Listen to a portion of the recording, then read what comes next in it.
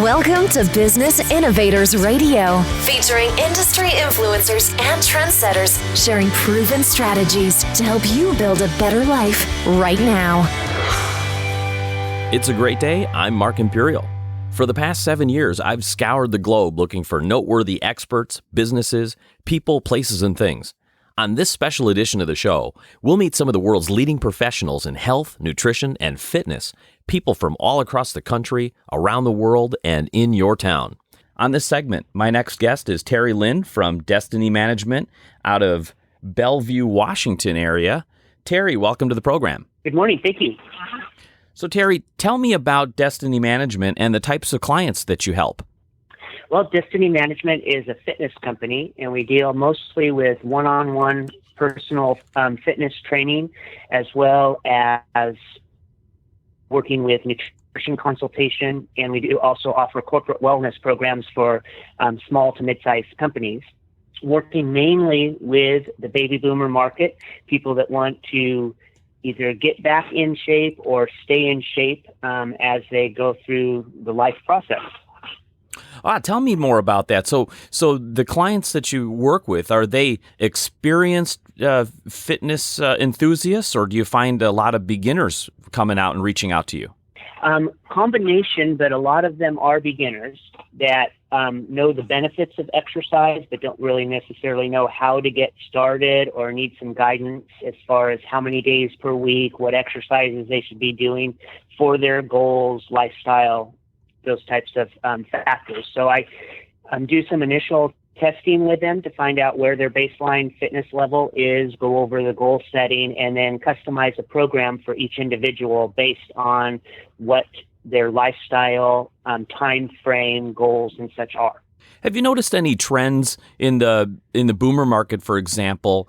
Do they face any common challenges to why they're reaching out for increased health and fitness today? Have you noticed anything trending? Any common reasons? I would say the most common reason would be just the normal aging process. People lose range of motion at joints and mobility and end up gaining body fat because of normal aging with the body, but then also some lifestyle changes.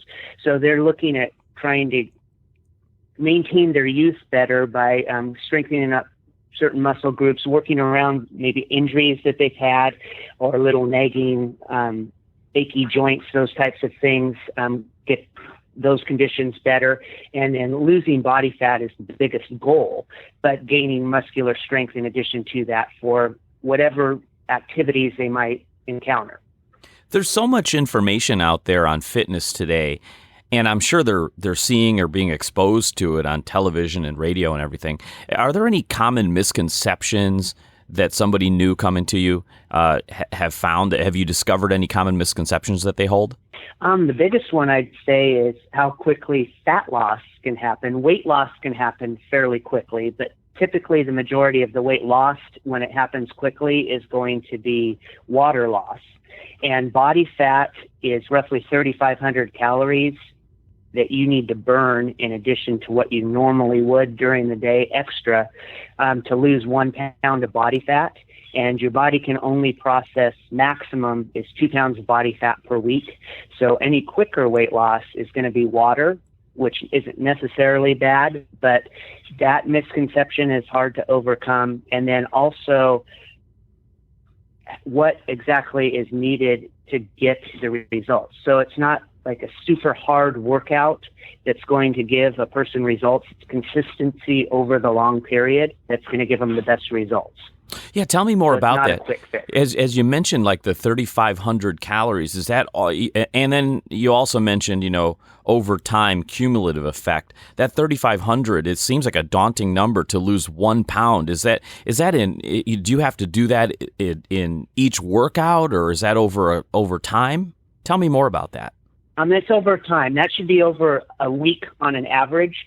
So you would be at a caloric deficit of 500 calories per day to get you to 3,500 calories per week, which would be, that's the energy concentration of a pound of fat. That's where that number comes from.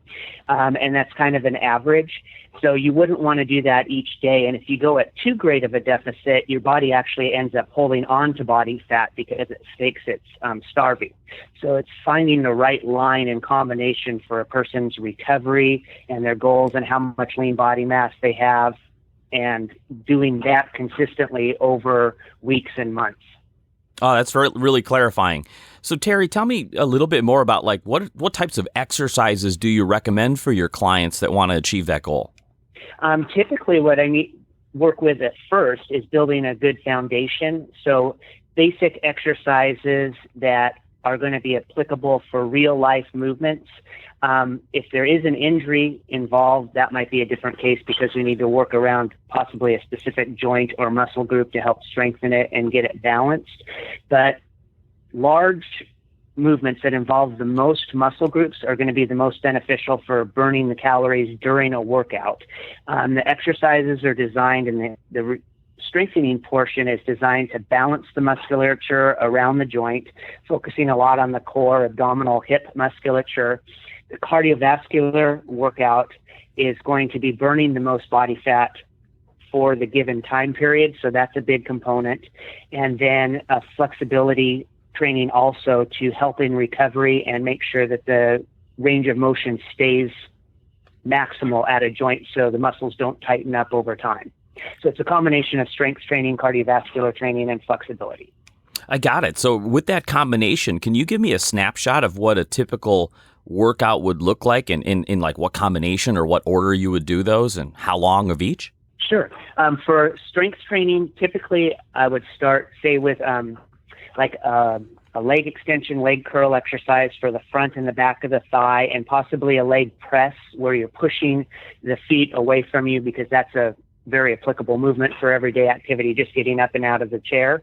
But machines are safer to start with at first because a person doesn't have to balance the weight, but working into more of a free weight type exercise with squats. So I change the routine about every 10 weeks and progress them along the way. But would start with legs, for example, on day one, and then work into a smaller muscle group also like shoulders with some shoulder girdle strengthening exercises. Like, do you want the names of the exercises? If you find them helpful, otherwise I'm following pretty good. Okay, because there's a lot of different names for the given exercises, but typically I would put like legs and shoulders on the first day, and then do a back, a chest, and a light arm on the second day, and then on the third day during the week do a light legs and heavier shoulders and arms. So smaller muscle groups recover quicker and they can be worked more frequently, so that would be abdominals, calves, arms, and shoulders. And the larger muscle groups take a little longer to recover, so they don't get worked as frequently. So legs, back, and chest are put every 3 to 4 days, where shoulders and smaller muscle groups are put every 2 days.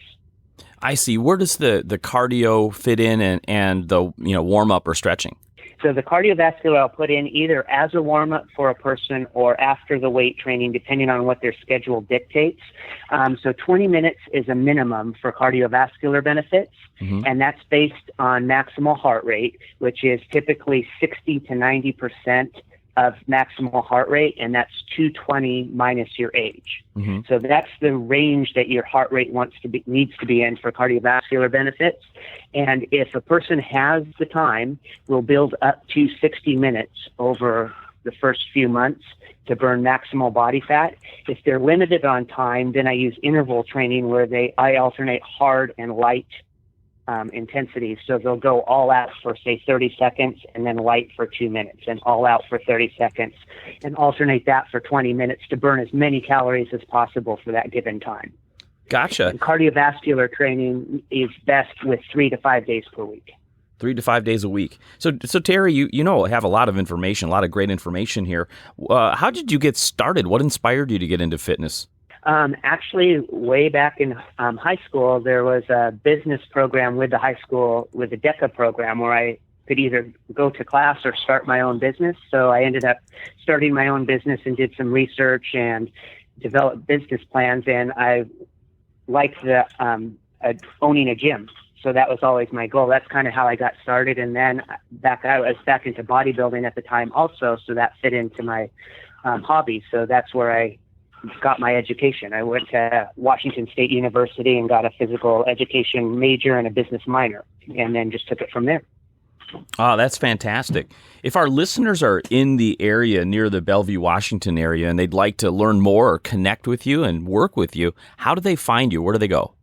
They can go to my website at Destiny Management, and that's mgmt.com, or contact me at 206-799-8650 is my local phone number, or toll free is 877-492-1957. Terry, this has been terrific. A lot of great information, and I appreciate you coming on the show and taking the time with me today. I wish you continued success for Destiny Management, for you and for all of your clients. I appreciate you having me. Thank you very much. We're in the middle of our special edition for health, nutrition, and fitness, and my next guest on this segment is Erik James from Active Bodies out of Mesa, Arizona. Erik, welcome to the program. I appreciate it. Thanks for having me. Erik, tell us about Active Bodies and the type of clients that you help. Okay. We're a personal training studio, and we kind of cater to those folks that are looking to just kind of get in shape, lose some weight, the general public. I have worked with athletes. I've worked with teenage athletes. I've worked with competitive bodybuilders, women who want to get into figure and bikini competitions. Even worked with a gal who worked on getting ready for a beauty pageant. We generally work with the public that wants to just kind of get in better shape. Right on. I know there's a lot of information out there about fitness, and it seems like every week there's something new telling you should do this and don't do that. Are there a lot of misconceptions that you see people have when they first come to see you? Tons. The biggest thing is with nutrition, the fear of carbs. There's also a misconception of women think they're going to get bulky when they lift weights. There's a number of different misconceptions, myths that people believe that really kind of misguide folks and really, unfortunately, dissuade them from getting involved in the right fitness program for them. Yeah, how would you clarify some of that? Like take, for example, the talking about, well, you mentioned women thinking that they're going to get bulky from lifting weights. Can you speak to that and clarify it? I have many women that I've trained over the years, and I don't ever like to say that I'm going to have them lift heavy. The idea is we're going to challenge them, and whatever it is that they can lift, I'm going to see to it that they can, maybe push a little further or a few more reps, maybe a little more weight. None of them ever get to be big and bulky. I mean, there are so many things, so many factors involved, from hormones to diet to how often they do their workouts. And it's just really not possible for most women to get bulky. I mean, even for men to put on muscle takes months at a time. And women just don't have the hormonal makeup that men do in order to show muscle size to make them bulky. And again, most of the women that I've had have been here for years, and they've all maintained their femininity. They all look great. They just look in shape, but they certainly don't look bulky. Then tell us, what is the major benefits of strength training for women then? If it's not to build like bulky muscles, what are they in it for then? Metabolism. When you stress the muscles with heavier weight, I mean, you're really boosting your metabolism. Not to discount the benefits of just being stronger. I mean, you do strength training for several different benefits, and I always try to encourage folks to work on strength training because it helps them with everyday life. When it goes to doing loading, unloading laundry, moving boxes, lifting boxes onto shelves, no matter what it is. I mean, strength training helps with everyday functions of life. And then the other side thing is that it does boost the metabolism. So, they've got that in their corner as well, so that if they want to, keep a certain weight. They want to maintain leanness, some of those factors. What are the benefits of working with a personal trainer like yourself rather than just picking up one of the programs you see on television all the time? Number one is safety. I mean, if you have a trainer who puts a program together, our top priority is to maintain safety. We show you how to do the exercises. We keep an eye on you, make sure you're doing them right, make sure that you're staying within, proper rep ranges, make sure you've got proper form. So the number one benefit with working with a trainer is safety. I could go on. Another one is knowledge. I mean, just us showing the general public how to do the workouts makes it much more effective than if somebody's just going to go to a gym or just follow some program that they saw on video or online or just something they saw on TV. You have somebody there that's showing you how to do it. And then the third factor is accountability. When somebody comes in, they know somebody's waiting for them, and they're more likely to adhere to the program longer. Now you hear a lot of people talk about the plateau effect, and if you do the same workout all the time, you're not gonna get results after a certain point. Is there any truth to that? There is. I mean, the body is an organism that is constantly adapting, and if you start to fall into a rut of the same routine, the body's going to adapt to that. So we always talk about, shock factor, changing routine up. The bottom line is you want to cause a change that the body has to respond to. And the body will not respond unless it's exposed to something different, something a little more challenging, whether it's, again, increase in weight or increase in reps, maybe increase in speed of a movement. So it's important to change it up periodically. I mean, you want to kind of keep it the same for a while so the body can learn to improve on that. And then after a certain amount of time, and it varies for each person, whether it's 6, 8, 10 weeks, where you change out a routine just to make sure the body doesn't become complacent and that it's constantly adapting to its new program. Yeah, I think a lot, with a lot of the workout programs that you see out there, they show you, what to do and, hey, here's what the workout looks like. But there's not a lot of actual information like what you're providing here. So I think it's really important. What inspired you to get into fitness? How did you get started? Well, I've always been involved in fitness. And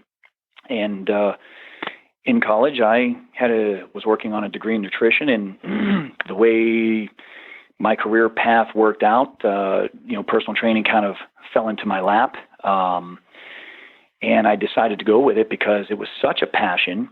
And I've turned it into a career that I've been doing now for about 20 years. Oh, right on.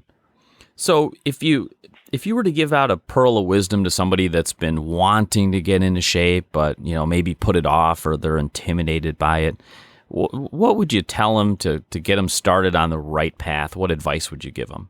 Well, honestly, to go look for a personal trainer. If they're intimidated, go into a gym, one of the big name brand gyms, where the perception is all the beautiful bodies are there. What folks have to remember is that some of those beautiful bodies started where they were, and they worked, and they worked, and they worked. So if they're intimidated to go in there, then by all means start with a personal trainer, because I've offered programs for people as kind of like a starter program. Let me show you how to do the movements. Let me show you, what order to put them in, what days of the week you could be doing your workout routine, so that when you walk in, you know exactly where to go. You know exactly what to do. You're focused on you. You're focused on your program, and you just go do it. And you don't worry about what anybody else is doing, because a lot of what some people will do is when they go into those bigger gyms, they'll ride the bikes, they'll do cardio. They really don't know the intensity they should be doing. They're just there. They might be watching somebody else across the room, watching somebody that catches their eye that they're going to watch that program. But does that person actually know what they're doing? Mm-hmm. What they're doing, is it safe? Is it effective? Does it apply to them? So that's usually not the case. So that's my best advice for somebody who wants to get started. Seek somebody who is trained, a professional. Just get you started. Doesn't mean you have to have a lifetime membership with them, but at least you get your feet wet and you can go and do it on your own afterwards. Erik, for our listeners that may be in the Mesa, Arizona area, and if they want to learn more about you and connect up and work with you, how do they find you? Where do they go? We do have a Facebook page for Active Bodies. We're also on, we have a website, activebodies.net, which ironically today should be the launch of our new site that's more mobile and tablet friendly. And they can give us a call. The number is 480-926-8989. That's terrific. Erik, hey, I appreciate it. A lot of great information you have for our listeners here. I thank you for taking the time to come on the program today, and I wish you continued success for you, Active Bodies, and for all of your clients and members. I appreciate the time being on your show. Thank you very much. We're in the middle of our very special edition of fitness, health, and nutrition. On this segment, my next guest is Aisha Cornell from ProfessionalBellyDancers.com, an international organization. Super excited to have her. Aisha, welcome to the program. Well, thank you very much. Aisha, tell us exactly what is ProfessionalBellyDancers.com about and who are the people that you serve? Well, ProfessionalBellyDancers.com is an international service site that represents pre-screened professional level belly dancers exclusively from around the world. So we serve two purposes. We serve the dancers themselves, and we get them the exposure that they need, because our business really is very much internationally based. We all travel quite a bit. But the primary service of this site is bringing legitimate dancers to the general population. Now, if you go on the internet today and you look for a belly dancer, you could find all kinds of versions of belly dance. Some are legitimate and some are not. And if you're not familiar with the art form, you don't really know what you're going to be getting. Well, with our site, you know exactly what you're going to be getting because we screen our members. So I see that you got two parts here. Let's take them one at a time. You've got the dancer side and you've got the people, the event planners who are looking for belly dancing. Let's take those people first, the people planning events and are looking for professional belly dancers. Now, this is a real specialty. Who are these people looking for professional belly dancers and what are they looking for? Well, we have a really large audience base. Typically, we have event planners who are planning weddings or bridal showers, even baby showers, birthdays, wedding anniversaries, special events. There are theme parks like Disney that have themed venues like the Moroccan Pavilion in Epcot. They hire dancers. And other themed shows. Like I've been hired to dance for the Indiana Jones Stunt Spectacular Wow. at Disney. And that, because the movie, as you know, the original movie goes from South America to Cairo. So, of course, in Cairo, if you're there, what are you going to see? You're going to see a belly dancer. So a lot of these types of family events, that's what event planners are looking for. Themed parties, if you're looking for an Arabian Nights themed convention or something like that, they would hire, of course, belly dancers for that sort of thing as well. So are there different types of belly dancers or different belly dance styles from around the world? Yes. In fact, for every dancer, there is a style. I mean, there are some very major basic styles of belly dancing. There's the traditional style, which we refer to as Oriental. And that goes back to, it's very popular in Egypt and Lebanon. And, that's the kind of dancing that you'll see in that part of the world. Well, with its travels and with the influences of other dance forms on the dancers, there have been other styles that have evolved out of that. So one of the newer ones is, we refer to it as tribal dancing, which is kind of a fusion, and it's kind of morphed from belly dance into a slightly different attitude, and it's a little more pop and lock in the movements. It's kind of hard to explain. Is this type of education on your website as well, so people looking can learn a little bit more about the different styles? Yes. In fact, a lot of our members, we represent different styles of belly dance, and you can look them up. And the ones that we have listed are Oriental, Tribal, Fusion, and Theatrical. And the various dancers will list what they are particularly good at. And when you can look at their videos on our site and see examples of all of those styles, which is it's quite entertaining. The fusion dancing is fun because that's, if you have a dancer that, for example, has a strong flamenco background, they'll fuse the flamenco with the belly dance and give you like a whole other show that's really interesting to watch and fun. So yeah, you can see all those styles on our site. This is fascinating. So I'd imagine, these folks that are planning events and weddings and special events, this is such a specialty. I'd imagine they're difficult to find. You've got a great directory for people to be able to find them, but how do you find the people that are looking for you? And, have you found any interesting, unique ways to get people to your site?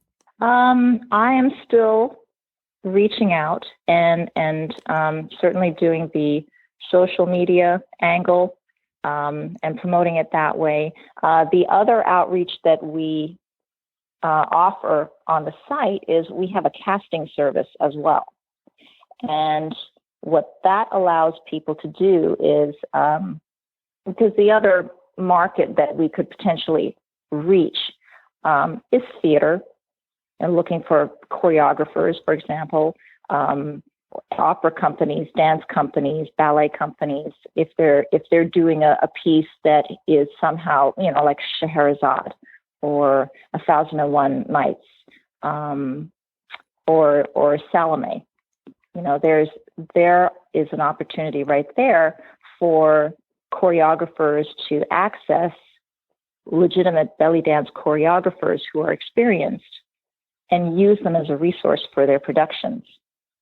So this casting service, if you're looking for a choreographer, for example, not just a dancer, you can post an audition or a casting call and search for just the right talent for that particular event. So that's another way that we're reaching out to new markets. So are there opportunities for professional belly dancers to join your directory? Yes. In fact, we have two methods of finding our talent. First, we scout them.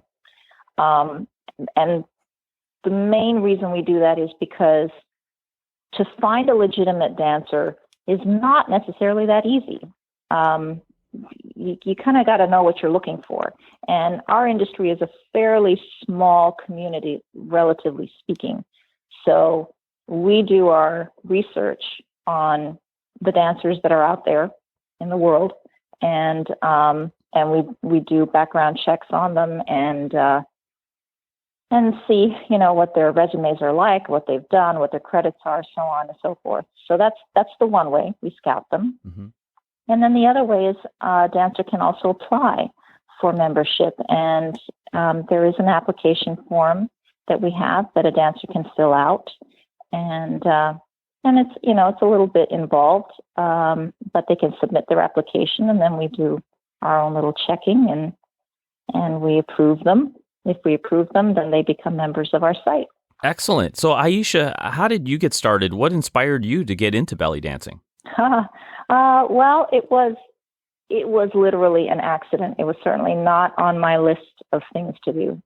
I was studying theater at the University of Victoria, and I took a part-time job as a singing telegram girl, as most theater people would typically do. Mm-hmm. And the company that hired me had a belly dancer on staff, and she hired me to be her driver. She had typically 4 or 5 restaurants sort of all in a row on Fridays and Saturday nights. And so I would drive her around to her bookings and drop her off and pick her up, and that was my job. Well, at the end of the night, she would invite me into the restaurant, and I'd get to see her show, and, we'd split a calamari or something like that, and we'd hang out and talk. And I remember watching her show the first time, and thinking that was the most aesthetic dance I've ever seen. It hit me. And I thought, I'd like to learn how to do that. I think I could learn how to do that. That's cool. So one day she had hired me to MC a show for her. And she figured, you're a theater person, you know how to talk. Could you MC the show? I said, sure, absolutely. So unfortunately, she didn't make a whole lot of money on the show, and she couldn't pay me. So I said, well, that's not a problem. You can give me free classes. Always looking for an opportunity, right? Good deal. So it was a good deal. It was worth it. I didn't realize how worth it. I didn't think of it as a career. I just thought it was beautiful. I had a dance background. It would be a great way for me to earn a little extra money here and there. That was my thought. And it turned into a thing. And she had a show that she couldn't do, and she said, I think you're far enough along. Could you fill in for me? Sure. So that was my first job. Were you nervous? And yes, I was nervous. I had one costume. She lent me another one, so that I had to change. I had to do 2 20-minute sets. And at that time, the owner of the restaurant really wanted me to play the zills. Well, the zills are those finger cymbals. Mm-hmm. And I was still really new. And those things were not, I was nervous about that more than anything else. I'm like, I'm not very good at these things. Oh, wow. But it was a little nerve-wracking. But the review was back in, and they were happy with the performance. And I really, once you start the show, you get into it, and then the nerves just disappear. Mm-hmm. And I just really enjoyed it so much. So after that, it was like I just kept getting work. Oh, I love that story. And it turned into thanks. I love that story. So, I got so fascinated on the art and the business side of it. I want to make sure I get a point in here. What would you tell people if they were considering belly dancing as fitness? What would you advise people about that? Oh, well, it is certainly, in my opinion, probably the best form of exercise for an individual who does not like to work out. I know for myself, when I started, within weeks of taking the classes, I saw definition in my abs, which I had never had. And I had a dance background, but I'd never had definition in my abdominals and never had that core strength that suddenly just kind of snuck up on me. And one day I looked in the mirror and, whoa, where did those come from? I was thrilled. So as far as your abdominals and also your legs, it may not seem obvious when you look at a dance, but your quads and your calves get a super workout with this particular dance form. So I highly recommend it. I myself am not, an athletic type, and working out in a gym for me is boring. I mean, and I don't think I'm alone on that one. But when you take it as a dance class, for example, you've got the music that's feeding you. You've got good music. You've got moves that are fun to do. And the flexibility and the strength of your core comes. It sneaks up on you, which is, I think, for a lot of people, just much more engaging as a form of exercise. And I did read somewhere that core exercises, renowned athletes will tell you that if you have a strong core, you're way ahead of the game.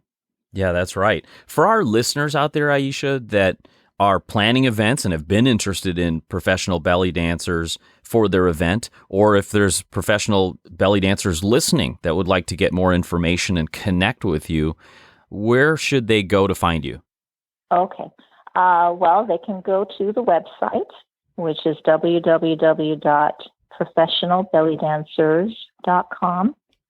And we do have, you can leave a message, you can contact us, or you can email us directly at contact@professionalbellydancers.com. Fantastic.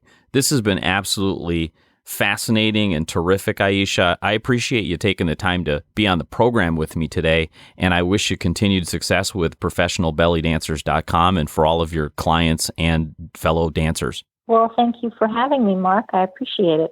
That wraps up another episode of our Health, Nutrition, and Fitness Special Edition. If you know a remarkable expert, business, person, place, or thing that we should feature on the show, drop me a line on my email, radioguest@markimperial.com. That's radioguest@markimperial.com. Until next time, I'm Mark Imperial. Take care and make it a remarkable week. Thanks for listening to Business Innovators Radio. To hear all episodes featuring leading industry influencers and trendsetters, visit us online at businessinnovatorsradio.com today.